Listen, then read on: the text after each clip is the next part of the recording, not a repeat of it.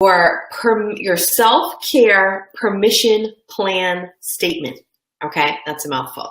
So you have to give yourself permission to take care of yourself. That probably sounds silly maybe to you, but it's not. It's actually a really vital part of making self-care be something that you enjoy doing and you stick to doing, and not something that becomes stressful and something that you're beating yourself up over for either doing too much or not doing. A lot of times we get stuck in this kind of trap of like, I want to take care of myself, but I can't. When I go to do it, I feel super guilty, right? And we just kind of spin in this crazy place that's no fun to be.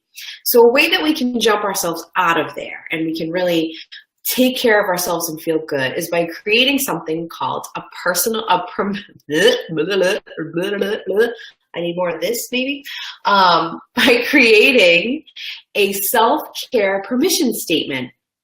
These are really, really super helpful. The first time I created one, I had the idea because I noticed that I hadn't given myself specific permission. I had set the intention to take better care of myself, but I hadn't really specifically said, you have permission to take care of yourself in this amount of time and in these ways. You have permission, and then feeling how that felt and moving through that and doing it, reminding myself I had permission.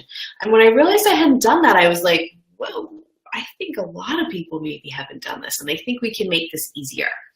I come to you from a place of somebody who used to struggle to take care of herself, and still, I don't struggle now, but I still have to be very self-aware that I'm not sacrificing my own self-care to do other things. I have to pay attention to that in my life. I have to be making sure that I'm not sacrificing that, or I'm not doing that, or making excuses, because that's easy for me to do. Back when I used to struggle with self-care, I would feel guilty for doing anything that didn't have to do with serving, most specifically my children and my husband, but just basically if it wasn't taking care of someone else, if I couldn't connect it in my brain to how it helped another person, I wasn't going to do it. And if I had to ask somebody else to help me be able to take care of myself, like to babysit, or I don't know, to get to maybe do it for me, like for a trade or anything like that, I could not do it. I honestly couldn't. It wasn't just because I didn't want to, or I felt just a little guilt. It was because I had deep-seated limits and vows and beliefs against doing this. In my subconscious, not in my conscious mind, but in my subconscious mind down there, I had this vow that said doing that was going to cause people I loved to be hurt or ill or sick. And then that would feel like it was my fault and my responsibility to make sure that they weren't. Okay. And so that's a pretty big thing to fight, that fear. Okay. And then I thought if I caused that I was some kind of terrible, bad person. I was bad. Right.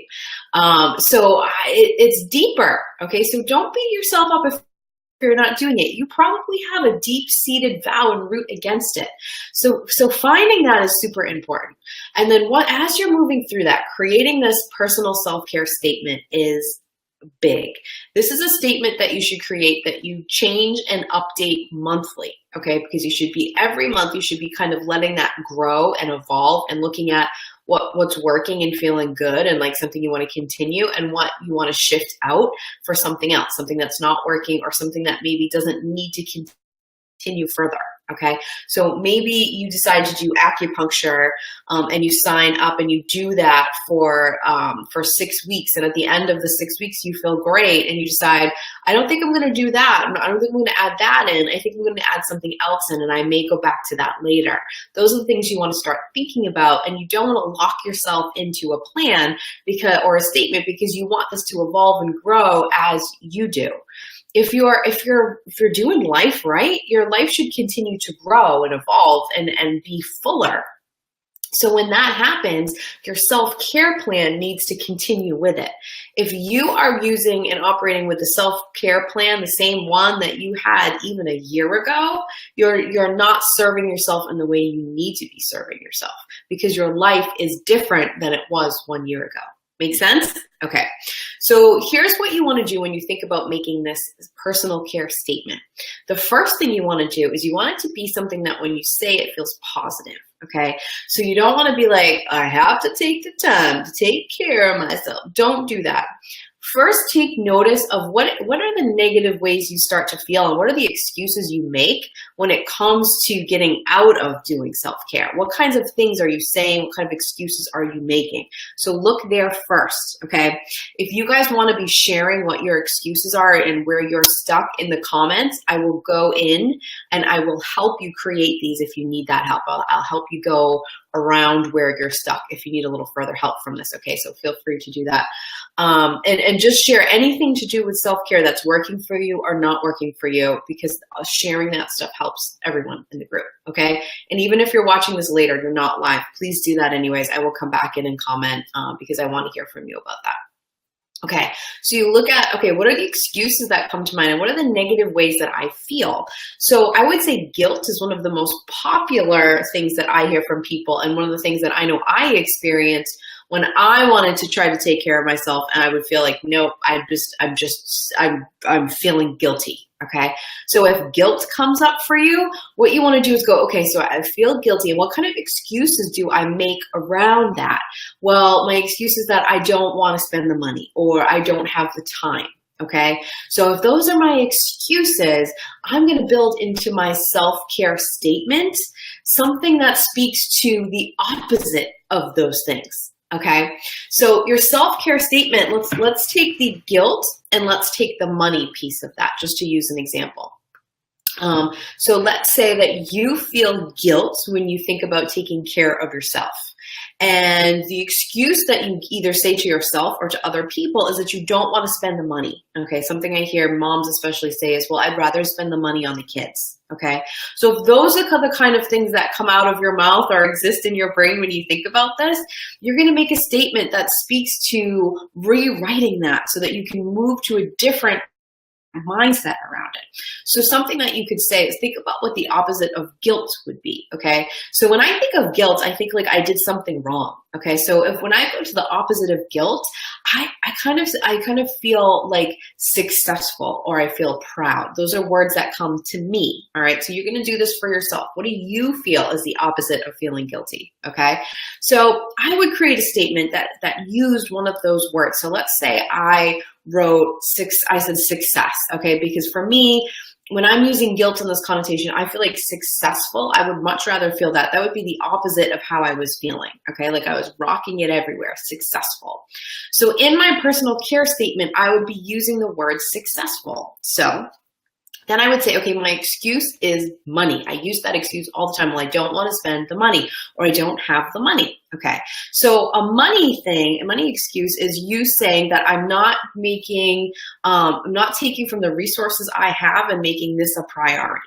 Okay, because you have the money for all the things that you prioritize. Okay, you can argue with me about that if you want. Go ahead in the comments. You will open yourself up to a very long argument, just to warn you.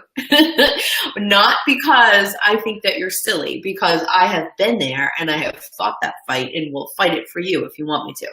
So you're going to then, if money is your excuse, in your self-care statement, you're going to talk about resources. You're going to talk about those things showing up for you. You're going to talk about feeling successful when you spend money, or you're going to talk about respecting and honestly taking a look at what resources are available for you to either spend on yourself, or if time's the resource we're referring to, that you're going to set aside for yourself. Okay, because if you're only giving me the money excuse, I'm going to tell you that there's lots of self-care things you could do that don't cost a dime. All right, I recommend spending money on yourself, even if it's just a little. But if that's your hang up, then and you just can't get past that at all, then go for a walk. Go meditate for 20 minutes. Those things don't cost you a single cent. See what I'm doing here? So in my statement, I would say, I take care of myself. My self-care plan makes me feel successful when I'm caring for myself. And I feel great that the resources show up. I'm aware of my resources, and the resources show up for me to take care of myself in the following ways, okay? And now you're gonna list 3 things that you're gonna do for self-care for the month that you're in, okay? Or go 4 weeks out if you want, like whatever works for your brain. Set a date from this date to this date. This is my self-care plan, okay? Let's say you're using the month of March. What are 3 self-care things that you're going to do in this month? So if money's your excuse, what resources do I have? Okay. Could I set aside $50? Could I set aside $20, $10, $5? And whatever that amount is, what could I get that appeals to me? All right. Make a list of the things that are self-care wise that really speak to you, something that you'd love to do, whether it be a massage or acupuncture or Reiki or meditating or exercising or whatever. Okay. Just look through those and see what appeals to me here? What is something that I want to make happen? And what resources do I have available? And how much of that can I bring into my life in this month ahead of me? All right. And you're going to list 3 things. Now, I encourage you to do one thing that is super easy and super safe and doesn't trigger you. Okay. So maybe the idea of meditating for 10 minutes once in your month feels like that is totally doable. I can meditate once. Please, I could meditate once a week. Great. Put that in. If money is your thing, that's not going to cost you a dime. If you only have $5 of resources that you feel okay with committing toward and putting towards your self-care, then go buy yourself like an awesome face, like one of those eye patch things. It's $5 that you can just put and it feels luxurious. And that's the thing that you got with your resources for this. That's fine. And next month, set the intention that you're going to double it. So it'll be 10. And then the next month you'll double it and it'll be 20, and work on manifesting the resources in that way and have that written right into your statement, how it's going to grow each month. Okay. So you have a safe one. Then you have one that feels like doable. Like, yes, this is something that I'm not currently doing, but I'm going to make sure that it comes into my life, and I have to set the time aside, and I have to maybe put a small amount of money. Maybe this is your eye pillow. Okay. But I'm going to make this happen in this month. That seems doable, but it's not something I'm currently doing. Okay.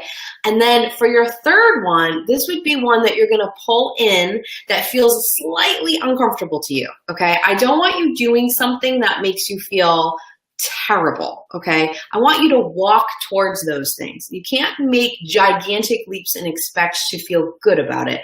You're going to have too much to fight when it comes to your ego. So take a step, because once you get through a month of doing this and you realize that you do feel good and you survived, and actually that was great, and I was a better wife, mother, business person, employee, friend, all of those things because I did that. I felt healthier.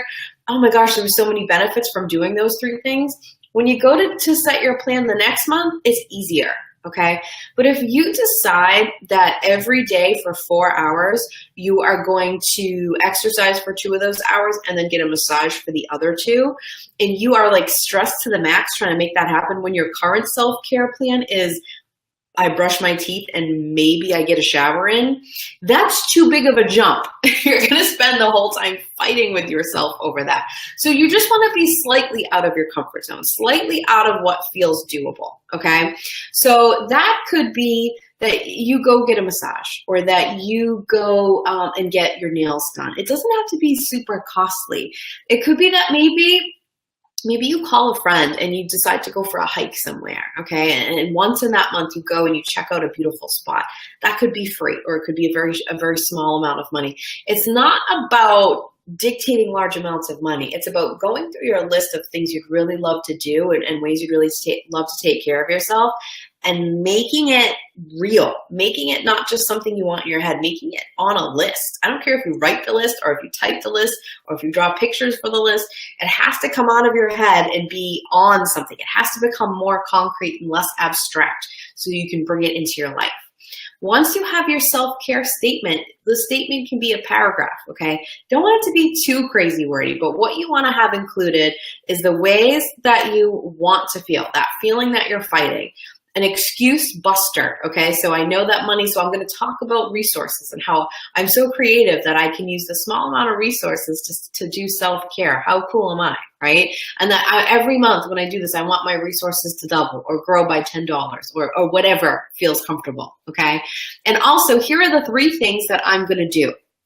Once you have your personal care statement, you're going to open your calendar, whether it's on your phone or you have a real calendar, if you're like me and you have both, and you're going to write in when you're going to do that. You're going to contact people. You're going to do that as soon as you create your plan. You don't get to wait. You don't get to say, okay, well, I'll ask them tomorrow. I'll ask them Friday. No, right then and there, you're going to contact the people who you need, whether it's a friend you're going for a walk with, or it's a masseuse, or it's a Reiki master, or whatever, who you're going to book an appointment with. Doesn't matter. Book that in. Okay, maybe it's your babysitter, maybe it's your husband to make sure he'll be home in time so you can go out, like whatever. That piece, just make sure you do it when you create your statement and don't wait, because then it will just sit there. It needs to have action attached right away if you want it to be successful. Okay, all right, let me get to your comments. So Sharon